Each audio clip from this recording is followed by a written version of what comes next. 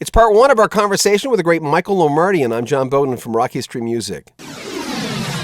We talked to Michael when we were talking to Jeff Coffey because Michael plays piano on Jeff Coffey's brand new album. So we asked Jeff, listen, we might not get Michael Omartian here again. Can we ask him a few questions about his career? And Jeff, of course, was a great sport about it. Here's part one. Michael, I always have this thing about first albums where, a lot of times an artist on a first album, they don't know what they don't know. They're young, they can be cocky, and I don't know anything about Christopher Cross. I've never interviewed him. What was that first session like with the first album? What was he like? How did that go? Because it was obviously successful. Well, but there's a couple things at play here, because when I got to Warner Brothers, I'd become a staff producer, but I didn't know that Christopher had been sending in demos for 4 years. No, so when I got to my A&R meeting, there it was this Sailing, Ride Like the Wind, all these songs. And everybody in the group is just kind of like, and I'm going, and I'm listening, I'm going, anybody hearing this? And, well, we've been hearing it for 4 years. And I'm going, you mean nobody feels anything about this? And Lenny Warnaker, who was the head of A&R at the time, he said, you like it? I said, yeah. He says, well, you do it. That's exactly what he said. So I had Chris come in for a meeting, and Chris really didn't know who I was until later he found out I played on Steely Dan, then it meant something. But I had this meeting with him, and he was acting real. I'm going, boy, I sure don't feel very welcome here. I mean, I brought you in this. He had designs on Teddy Templeman or Lenny Warnaker producing his record. So I'm talking about, well, let's start a record. And he's looking at me, and I realized when he left the office that he didn't want to work with me. But anyway, they straightened him out and said I played on Steely Dan. That's all he needed to hear. So he comes barging into my office about 3 hours. He says, you're my producer. So anyway, but the thing I was going to say is that when you have that many years to develop your first record, you'll never have that time again once it's successful. So it tends to be your first record is the one everybody goes, that's the one. And then everything after that is trying to rush into what you've done. So, I mean, it was being in the studio with him, though, he was a perfectionist. So it was an interesting time with him. Yeah, it took a long time. Wow. I would ask you both the same question. It's Michael, let's just go back to Christopher Cross era. It has nothing to do with Christopher personally. He did some amazing albums with him all through the 80s. I bought them all. But when you were in that business, not only from the business musician, just being Michael Omartian back then, knowing what you know now, what would you whisper in your own ear knowing what you know now? Because now you're a different guy now. You're in a different body now. Everything's changed. What would you tell him?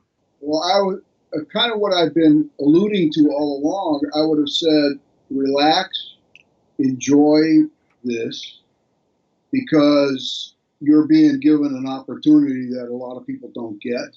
And yeah, you have to have talent, but there's a lot of talented people that don't get this opportunity. So I would say relax and smile and have a good time here, and don't take things so seriously. That's what I would say. Yeah. At what age did you start doing that? I'm curious. What age did you think consciously you got that?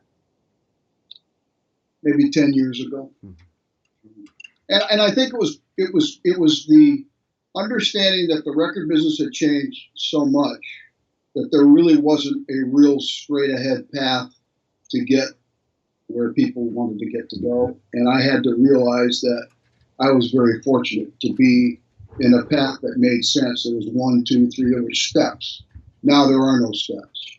And so it would have been, to me, 10 years ago, I realized, record business ain't the same. Yeah. And it's so much harder for people today. And so I should, like I said, I would have said, relax, man. I had a lot of youthful.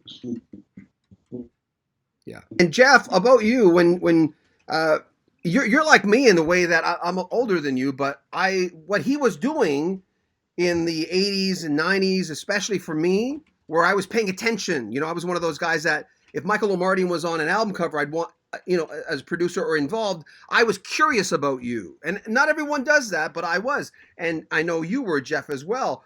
That business has changed an awful lot. What would you tell yourself going back then as you were getting into it? That's a good question. It's a big question, it is. Yeah. Well, I think for me, mine is a slightly different story. Where when I started getting into bands, I was really playing very much a supportive role. I was playing bass and singing background harmonies and supporting the lead singer, and I learned so much. I think for me, I would have whispered in my ear at a younger age, go for your thing, go for your own thing, you know? Yeah. I think that is the big thing that I would have done early on differently, you know? But I didn't, you know, I was in bands and we were a team, and, you know, a lot of times following the path of someone else's creativity, you know, that's what I would have done differently at a younger age, followed my own path sooner. Do you think that might have been a function of where you were as far as in Florida, near Orlando or something like that, and the vibe?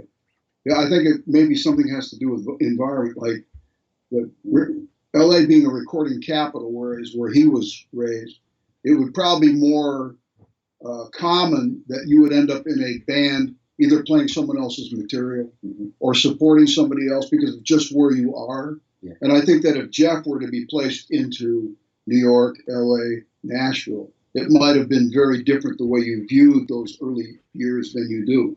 That's just an observation. That's very true statement. Yeah. Because I almost, when I graduated from high school, I went to college. I played trombone. I had music scholarship. But then when I dropped out of college to pursue music, had I made the move to LA, because I had always envisioned myself doing that, it would have been a different story, I'm sure. Yeah, that's what I think. Because we were in that scene where we were, there was an A circuit, a rock circuit, and so you play all the big rock clubs from here to Kalamazoo, Michigan. But you got to play a bunch of covers, and then you can slide in your stuff, but nobody cares anyway. So it would have been a completely different scene. Yeah, absolutely. You know what I think a good scene would have been? I'm sorry, Michael, I have to interrupt you. I'm just imagining Michael Omartian producing a young Jeff Coffey in the early 80s. Now, there's a picture. Exactly. That would have been cool. And that would have been a very natural artist that I would have been attracted to. I mean, I would have gone, that's the kind of guy that I want to produce. Yeah. Grateful. And that's why it's good that you're both in the room now. That it's here now. Yes. But John Pashada and him are doing a great job. We'll have more of our conversation with Michael Omartian coming up next week. I want to thank Jeff Coffey for setting this up. Make sure you comment on our videos, subscribe to our channel, and share our videos. I'm John Beaudin from Rock History Music.